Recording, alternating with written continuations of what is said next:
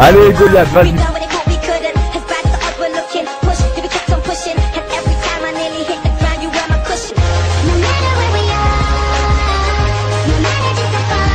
Ce défi est le suivant, donc réaliser une double map seule, donc sans l'aide de ma team.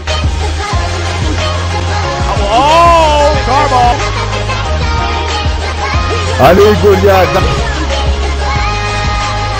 Eh lui c'est la tapette je vous dis. Salut les gens, c'est Goliath. Alors on se retrouve aujourd'hui pour une vidéo assez spéciale. Donc comme vous l'aurez tout simplement remarqué sur la vidéo, donc j'ai tout simplement il y a quelques heures d'ici acheté tout simplement la PS4. Alors on va faire un petit unboxing. Donc c'est une vidéo qu'on va faire qui est assez particulier, donc assez différente des vidéos précédentes. Donc c'est la première fois j'ai voulu vraiment la faire pour l'achat que j'avais effectué sur Bon Controller avec ma nouvelle manette PS3. Malheureusement j'ai pas eu le temps de vous l'upload sur ma chaîne, donc on va faire tout simplement avec la PS4.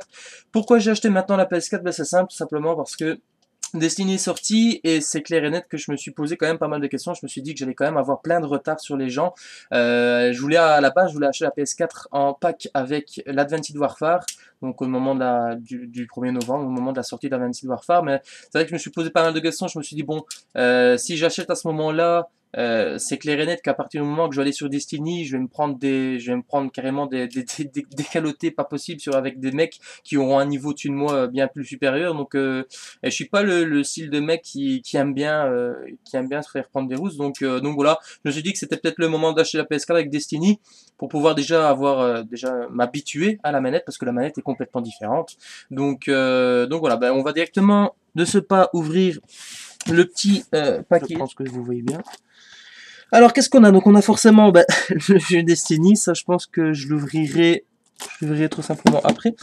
Alors on va tout simplement directement parler de la fameuse manette PlayStation 4, donc la toute nouvelle manette.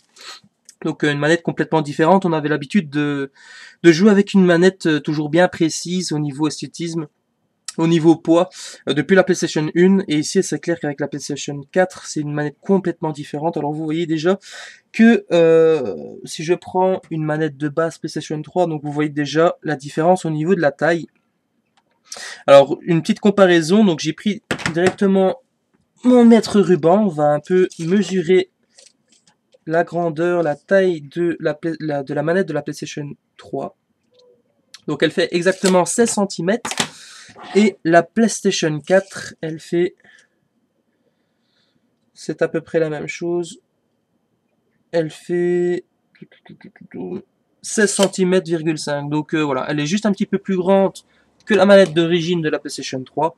Au niveau du poids, alors j'ai pris carrément une balance exprès pour voir un petit peu si elle pèse quand même beaucoup plus lourd ou si elle est beaucoup plus légère. Alors, on va commencer par le poids d'une manette normale, donc classique de PlayStation 3, donc ça fait à peu près 175-176 grammes. Mais de ce pas, on va directement mettre la manette de la PlayStation 4.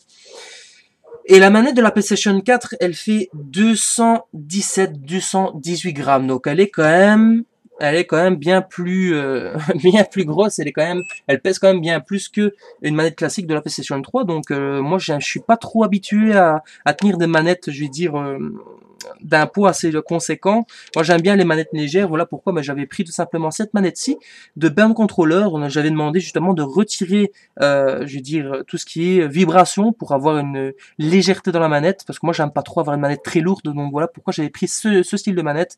Et ici on voit vraiment la différence, hein. Donc voilà, alors qu'est-ce qu'on peut identifier comme différence? Vous l'aurez remarqué directement, les joysticks creux. Alors les joysticks creux, je pense que je vais jouer quand même pas mal d'heures, et c'est clair et net qu'à partir du moment, si ça ne me plaît pas, directement je modifierai les joysticks pour intégrer des joysticks bombés. C'est vrai qu'on a toujours, depuis la PlayStation 1, j'ai toujours l'habitude de jouer avec des joysticks bombés.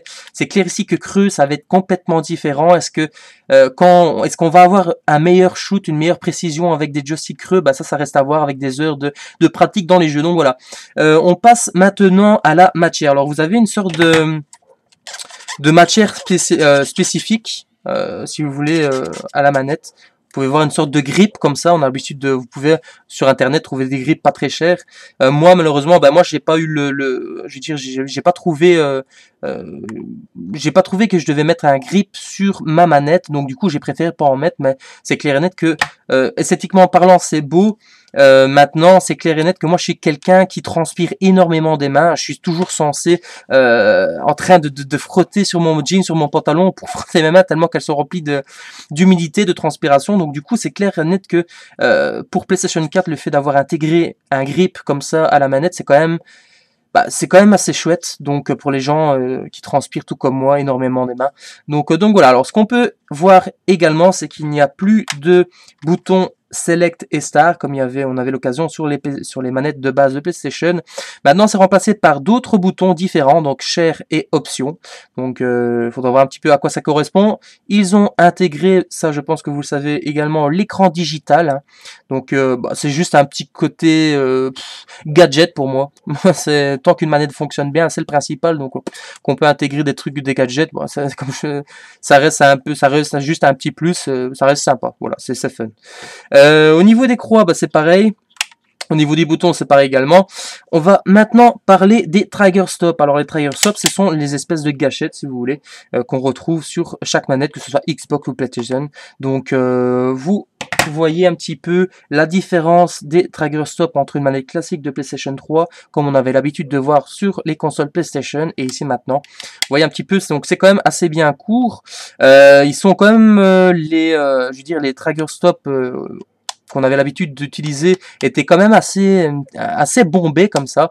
Maintenant, vous pouvez voir la différence entre les trigger stops de la manette de la PlayStation 4. Les trigger stops sont un peu plus droits, donc ils sont un peu plus en angle droit. Donc voilà. Moi, c'est clair qu'avec la manette que j'avais commandé chez Burn Controller, j'avais des trigger stops beaucoup plus longues, donc qui permettaient d'avoir une facilité à lancer des grenades, à lancer des flashs, etc. Donc j'ai trouvé que des trigger stops beaucoup plus longs étaient quand même beaucoup plus sympathiques et beaucoup plus fonctionnels. C'est ça vraiment l'importance de trigger stop, je veux dire, quand vous les commandez tout simplement. Donc voilà. Maintenant, moi je suis pratiquement sûr à 90% que je vais de nouveau commander une manette PlayStation 4 chez Burn Controller pour affecter les manettes, puisque comme la manette de PlayStation 4 est beaucoup plus longue, je pense intégrer des palettes beaucoup plus larges également. Donc c'est clair que moi j'adorais l'esthétisme de la manette, des manettes qu'on avait l'habitude de voir sur PlayStation. L'esthétisme de la manette était vraiment agréable à voir. Elle était fonctionnelle, elle était petite. Moi j'ai des mains qui sont assez courtes, assez petites, donc du coup moi ça me plaisait, c'était vraiment très bien. Peut-être que ces gens-là ont voulu tout simplement modifier pour je veux dire les consoles nouvelle génération. Ils ont voulu faire un renouveau total de la PlayStation, donc voilà pourquoi ils ont certainement modifié la manette. Ils ont également pensé aux gens, peut-être probablement, qui avaient des grosses mains, donc donc voilà. Maintenant voilà, je pense que c'est des heures de pratique dans les jeux, donc il faudra voir un petit peu comment je vais savoir gérer tout ça. Donc voilà, donc vous avez également la petite entrée pour recharger la manette tout simplement. Ici vous avez l'occasion de voir un petit écran comme ça, un petit écran de couleur. Je pense que sur les manettes précédentes on avait des petits LED comme ça. Je sais pas si vous voyez bien. Ouais. Vous avez des petits LED donc qui représentent, je vais dire le nombre de joueurs dans une partie. Et maintenant, ils ont tout simplement modifié ceci avec des couleurs. Si vous avez par exemple deux personnes qui jouent à des jeux PS4, vous avez une manette qui affiche une couleur rougeâtre. Puis je veux dire le deuxième joueur aura une couleur complètement différente, vert, bleu, etc. Donc vous voyez un petit peu de quoi je veux parler. Donc voilà, je pense avoir fait le tour. Je vois ici qu'il y a également des entrées différentes. Je pense que je pense que vous voyez bien, voilà, j'ai essayé de me rapprocher maximum, voilà. Donc ici c'est une entrée pour brancher un casque. Je pense que ça sur Xbox 360, ils avaient également déjà réalisé des manettes avec une entrée pour l'audio. Maintenant, je pense sincèrement qu'en tant que joueur de FPS, de spécialiste de FPS, je pense que ça va m'énerver énormément si je branche un câble ici à ma manette. Donc, je pense que sincèrement, mes câbles de mon casque, je vais de nouveau tout simplement les brancher directement à la console elle-même. Donc voilà. Ici, il y a une seconde entrée ext. Donc je sais pas trop à quoi ça correspond. Il faudra un peu que je teste. Donc vous avez toujours le bouton PSN qui est au centre de la manette. Donc voilà, ici j'ai appuyé, je pense que vous avez vu la couleur, il me semble. J'avais vu une couleur, enfin bref, voilà. Je pense avoir fait le tour pour ce qui concerne donc la manette de la PlayStation 4. On passe directement à la console. Alors, voilà comment se présente tout simplement la nouvelle PlayStation, donc la PlayStation 4 de Sony. Donc au niveau esthétisme, regardez un petit peu la façade. Elle est quand même chouette, hein, elle est quand même bien dessinée. On voit quand même qu'ils ont pas voulu balancer une nouvelle console comme ça. Je vois qu'ils ont quand même bien travaillé durant des années pour avoir, au niveau de l'esthétisme, donc au niveau fonctionnalité, on verra un petit peu sur sa durabilité pour voir un petit peu si c'est des consoles qui tiennent la route. Donc voilà. Donc mais c'est clair et net qu'au niveau esthétisme, elle est quand même super belle, hein, elle est quand même super chouette. Moi, disons que dans ma chambre, j'ai pas mal d'engins électroniques qui, voilà, moi j'aime bien en fait quand je veux dire un espace est fourni en engins électroniques, j'aime bien quand même qu'il y ait une certaine forme d'esthétisme qui joue et qui fasse tout simplement partie de l'espace. Donc ça me plaît quand même pas mal d'avoir une console qui soit aussi, qui est surtout une aussi belle gueule. Donc voilà. Alors, qu'est-ce qu'on peut voir au niveau de la façade? Donc j'essaie de regarder en même temps mon ordinateur pour bien vous centrer. Donc vous avez donc l'occasion d'avoir l'entrée pour le CD, donc qui se retrouve directement à la façade. Vous avez deux entrées USB, donc on peut voir. Vous avez également les boutons, le bouton Power ici. Hop, et un autre bouton, je pense que c'est le bouton Eject qui se situe ici. Donc voilà concernant la façade, j'ai oublié de regarder mon ordinateur, donc voilà, Power et Eject, donc sorry pour ça. Ouais, ça, il fallait absolument éviter que je mette mon doigt, là-dessus, parce que c'est un filtre qui est assez mat, donc forcément, qui dit mat, dit saleté, donc voilà, il faudra absolument que je nettoie ça après. HDMI, machin, sur les flancs, il n'y a rien, on va directement passer à l'arrière de la console. Alors vous avez quand même énormément d'entrées, donc vous avez l'entrée pour le câble d'alimentation qui se situe ici, vous avez l'entrée HDMI, vous avez un câble, c'est pas le câble de l'USB ça, non c'est une sale gueule, faudra un petit peu que je me documente là-dessus, je sais même pas ce que c'est que ce câble là, donc faudra voir. Donc voilà, un petit peu pour tous les câbles, donc à mettre tout simplement intégré dans la console. Putain, je fais quand même pas mal de tâches sur la console, donc voilà. Alors, pour faire différencier un petit peu la nouvelle console de l'ancienne, ben voilà. C'est à peu près, je sais pas si vous allez bien voir, si on va savoir voir tout. Hop.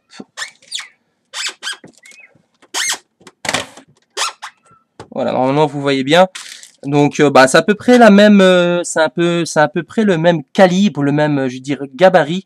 Au niveau console PlayStation 4 et PlayStation 3, c'est à peu près la même forme, toujours cette forme de carré, de forme géométrique. C'est à peu près également le même poids, la grandeur, la taille est pratiquement la même, donc voilà, il se reste toujours dans cette optique de forme géométrique, de forme qui soit vraiment beau à l'œil. Donc voilà, concernant la PlayStation 4, donc j'espère sincèrement qu'elle ira. Ça serait vraiment la moindre des choses. Donc voilà. N'oubliez pas également, donc moi j'ai préféré acheter donc le PlayStation Plus durant l'abonnement 12 mois, donc qui me permet d'avoir un abonnement durant toute l'année, car c'est clair qu'il est net que j'en avais discuté un petit peu avec les membres de la Bot Company, et on m'avait dit que c'était quand même préférable de prendre l'abonnement 12 mois directement, parce que sinon si vous prenez un abonnement tous les trimestres, ou tous les semestres, je sais pas comment ça fonctionne. Au bout de l'année, vous allez perdre de l'argent. Vous allez devoir débourser peut-être 10 euros ou 20 euros en plus. Donc du coup, je vous conseille carrément, c'est préférable de prendre directement l'abonnement durant une année complète. Comme ça, c'est 50 euros et l'affaire est faite, quoi. Vous n'avez plus de soucis concernant le multi. Donc oui, ça j'en avais pas parlé. C'est tout simplement un abonnement 1 an sur le multi. Et comme ça, vous êtes parti. Vous pouvez faire tous les jeux inimaginables, tous les jeux que vous voulez sur le mode multijoueur de ces jeux-là, bien évidemment. Donc voilà, donc ça c'était 50 euros, donc ça à ne pas oublier. Donc si vous avez une sorte de petite carte comme ça. Donc vous devez, comme sur la PlayStation 3, créer votre compte PlayStation Network. Vous devez ensuite donc utiliser, donc intégrer les codes, une série de 12 chiffres, je me sens, qui se situe là. Donc forcément vous grattez, vous avez les 12 chiffres et vous indiquez votre code. Et une fois votre compte est validé, ben, vous pouvez directement vous lancer sur les jeux au niveau multijoueur de tous les jeux que vous voulez. Donc voilà. Je pense que j'ai terminé mon explication, mon unboxing pour mon premier unboxing. Donc j'espère sincèrement qu'il vous aura plu, parce que au niveau, j'ai eu quand même pas mal de problèmes techniques au niveau de la caméra. Je savais pas trop comment positionner ma caméra, si je devais prendre mon GSM, si je devais prendre ma webcam, si je devais bouger ma webcam comme ça avec ma main. Je pense que vous aurez un petit peu la tête qui tournait. Donc voilà, c'est quand même ma copine qui m'a aidé un petit peu, je dis bien un petit peu, pour ce milieu-là. Donc je pense que à ce moment-là, elle est dans mon dos, donc je sais bien qu'elle est dans mon dos, et je sais bien qu'elle a un sourire jusqu'à ses oreilles, c'est pour ça que je dis ça. Donc voilà, donc avec le package de la PlayStation 4, le jeu Destiny, que je vais m'empresser à jouer, donc pour m'habituer non seulement à la manette, au jeu et à la nouvelle console, tout simplement. Donc voilà, c'était Goliath, on se retrouve pour une prochaine vidéo. Salut les gens, bye bye.